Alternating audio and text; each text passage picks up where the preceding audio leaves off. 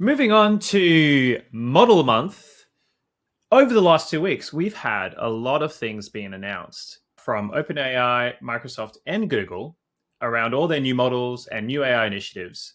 I did ask GPT Omni, which was announced by OpenAI, and I said, please summarize all the recent announcements. It said OpenAI's GPT-4o is like an overachieving friend who's good at everything, text, images, audio, you name it. Meanwhile, Microsoft is turning Bin into a trusty sidekick with superpowers, and Google is making sure your smartphone is smarter with its Gemini integration.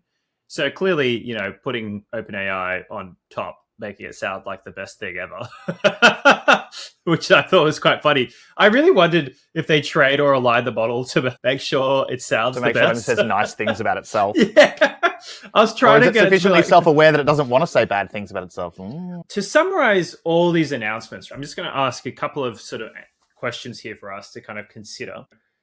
Do we think we're already at some basic form of AGI? No. No.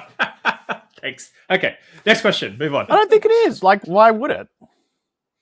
I think if you start saying, oh, yes, the truest basic form of AGI, then all you're really saying is large language models equals AI, and therefore AI equals a step towards AGI, which, sure. But yeah, correct. And I think what we wanted AGI to be is to be an assistant that can tell us and work us with things. And I think the emotional feeling people get when using Omni, and the voice thing isn't released yet, I think people get the beginnings of that feeling. I get that it is particularly dumb. As Jan LeCun says, it's still dumber than a cat, which I subscribe to.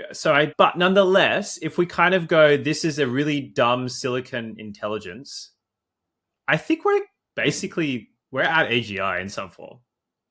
And I think AGI is a terrible term, and I think there's lots of problems with it. But my view is we are at the dumbest intelligence now. It's only going to get better and better.